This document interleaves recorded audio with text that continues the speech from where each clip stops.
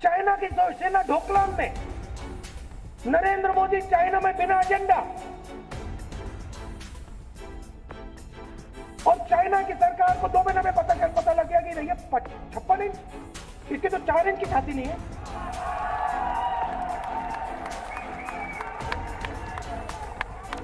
भाई और बहनों, हाथ जोड़ा उसने जाके सामने चाइना के, नेशनल सिक्योरिटी की बात करता है, हाथ जोड़ा है चाइना के सामने। मेरा कहना है कि ये डरपोक व्यक्ति है, मैं इसको पहचान गया हूं, ये डरता है। आदाब, आप देख रहे हैं ऑनलाइन न्यूज इंडिया, आपके साथ मैं हूं मोहम्मद अफजल आलम। राहुल गांधी का यह बयान आपने देखा, यह बयान हालांकि 1 साल पुराना है, फरवरी 2019 का है। तब उन्होंने कहा था हमारे प्रधानमंत्री डरपोक है, चाइना उन्हें टेस्ट करता है कि आखिर इनके अंदर कितना दम कम है। और इस बयान के बाद पूरी बीजेपी बौखला उठी थी और गोदी मीडिया राहुल गांधी पर निशाना साधने लगी थी और हमलावर हो गई थी। और राहुल गांधी को यह बात करार दे दिया था कि राहुल गांधी चीन की भाषा बोल रहे हैं, पाकिस्तान की भाषा बोलते हैं। लेकिन जिस तरह से हमारे प्रधानमंत्री नरेंद्र मोदी ने यह कहा कि ना ही कि हमारी सीमा के अंदर कोई गुस्सा है, ना ही कोई घुस आया है, और ना ही किसी ने हमारी पोस्ट पर कब्जा किया है। इसके बाद हमारे प्रधानमंत्री नरेंद्र मोदी के बयान को किस तरह से चीन की मीडिया ने दिखाया, आप इस वीडियो को देखिए। और वहां पे चीन में एक जश्न जैसा माहौल बन रहा है और चाइनीज मीडिया पूरी दुनिया को दिखा रहा है कि हमारी कोई गलती नहीं। ये बात तो खुद हमारे जो भारत के प्रधानमंत्री है नरेंद्र मोदी ये कह रहे हैं और चीनी मीडिया में ये पूरा छाया हुआ है। आप सबसे पहले इस वीडियो को देखिए। न वहां कोई हमारी सीमा में घुस आया है, न ही कोई घुसा हुआ है, न ही हमारी कोई पोस्ट किसी दूसरे के कब्जे में है।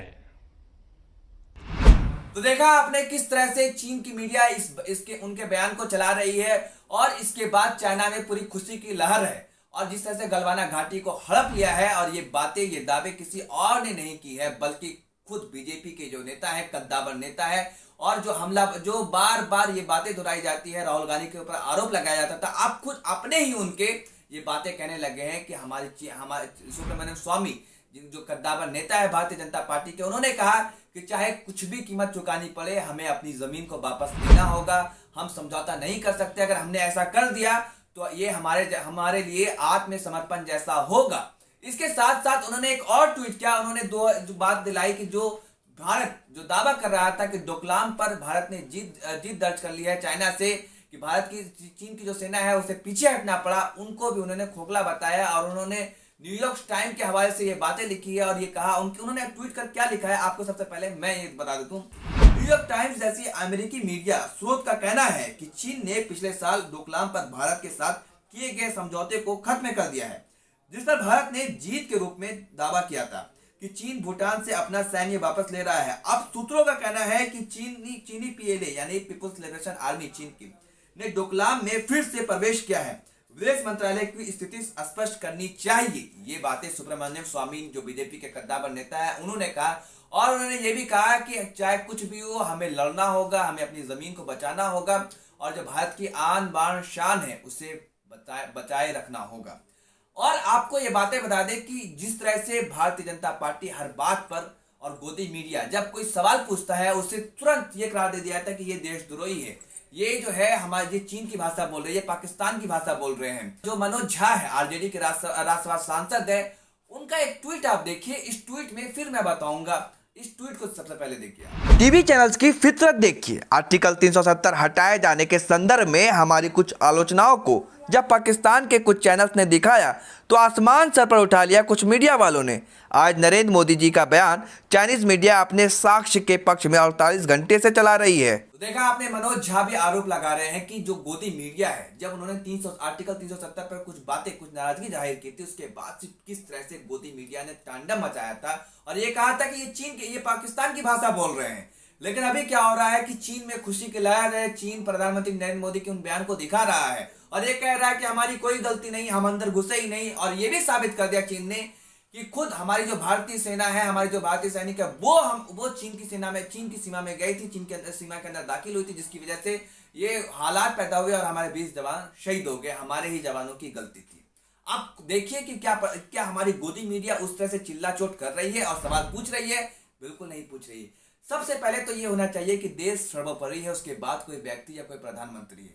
देश रहेगा तभी राजनीति भी होगी, तभी राजनीतिक पार्टियां भी होंगी, नहीं तो ऐसे में हम सब, क्योंकि जो हमारे देश की जो शान की बात है, जो एक शाख है, वो उस पर चोट पड़ रही है। और पूरी दुनिया के सामने जो प्रधानमंत्री नरेंद्र मोदी ने जो शर्मसार किया, वो एक बड़ी ही दुर्भाग्यपूर्ण घटना है। लेकिन हमारी गोदी मीडिया अभी भी खामोश नजर आ रही है। आपको अगर राहुल गांधी या कांग्रेस या पूरी विपक्ष कोई सवाल पूछता है तो उसके बाद किस तरह का तांडव मचाया जाता है गोदी मीडिया के द्वारा, और ये बीजेपी के द्वारा ये कहा जाता है कि हर बात पर ये राजनीति करते हैं। ऐसे वक्त में, ऐसे समय में राजनीति करने का नहीं है। आप रविशंकर प्रसाद जब विपक्ष में थे और जब पक्ष में है, आप देखिए उनके बयान को। मैं 2 वीडियो दिखा रहा हूं आपको, उस वीडियो को देखिए किस तरह से वो बातें कह रहे हैं। आप देखिए इस वीडियो। 17 जून को चीन की ओर से भारत की सीमा पर फिर अतिक्रमण किया गया है। ये चुमार क्षेत्र जो है लद्दाख के पास का, वहां हुआ है। कैमरा छीन लिए गए और पोस्ट पर भी वो लोग चले आए। The BJP would like to ask the government of India why this incident was not conveyed to the public earlier, why it was deliberately suppressed. जो अप्रैल 15 की घटना हुई थी दौलत बेग ओल्डी सेक्टर में, 21 दिन चली थी। उसके बाद चीन के प्रधानमंत्री भारत आए थे, कहा गया था सब ठीक है। जो चीन का एक प्रकार से बहुत ही एग्रेसिव पोस्चरिंग है उसके लाइट में भारत की सोच क्या है, ये हम जानना चाहते हैं।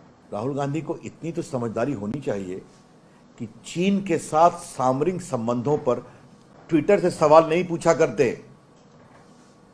कम से कम चुनौती भरे मामलों में, विदेश नीति में क्या वो खुलकर इस तरह से सवाल पूछना उनका लाजिमी है क्या? हम देश भर के साथ सद्भाव और शांतिपूर्ण तरीके से रास्ता निकालते हैं और निकालेंगे। राहुल गांधी जी, कृपया कर करके आप थोड़ा सा इन चीजों को सीखिए। तो देखा आपने रविशंकर प्रसाद किस तरह की बातें बयान कर रहे थे जब वो विपक्ष में थे, और जब आप खुद उनकी सत्ता है तो किस तरह की बातें कर रहे हैं। अब आपको अटल बिहारी वाजपेयी का एक बयान याद दिलाता हूं 1971 का, जब उन्होंने इंदिरा गांधी के लिए इस्तेमाल किया था। जब वो विपक्ष में नेता थे, उन्होंने कहा था इंदिरा गांधी ने दुर्गा की तरह लड़ा और वो जो पाकिस्तान के 2 टुकड़े कर दिए और एक बांग्लादेश बन गया। तब किस तरह की राजनीति होती थी। हम एक दूसरे से असहमत होते हैं, लेकिन हमारी जो राजनीतिक पार्टियां हैं वो किसके लिए काम करती है? वो देश के लिए काम करती है। देश है तभी हम हैं।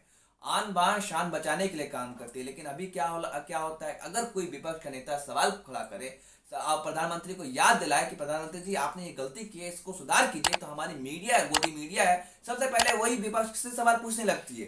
उसके बाद क्या होता है कि जो विपक्ष के जो हमारी जो सत्ता है, जो हमारी सत्ताधारी पार्टी के नेता है, जो लोग हैं, वो कहने लगते हैं कि ये तो पाकिस्तान की भाषा बोल रहे, तो चीन की भाषा बोल रहे, इस तरह की बातें कहते हैं।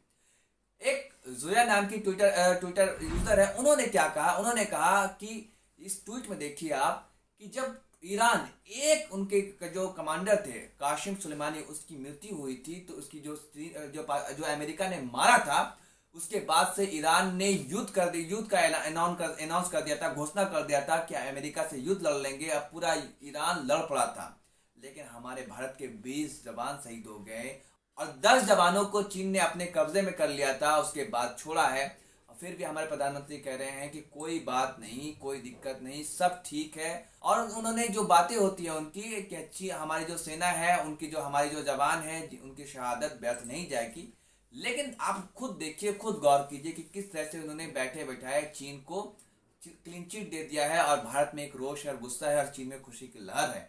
आप खुद बीजेपी के जो लोग हैं वो भी कह रहे हैं, दबी जुबान में ही सही, लेकिन वो आप कहने लगे हैं कि ये भारत के साथ ठीक नहीं हुआ है। जो प्रधानमंत्री कहते हैं कि देश नहीं झुकने दूंगा, देश नहीं मिटने दूंगा, सौगंध हमें मिट्टी की। लेकिन अभी नौबत ये हो गई है कि चीन में खुशी मनाई जा रही है और हमारी जो गलवाना घाटी है उसे चीन ने हड़प लिया है।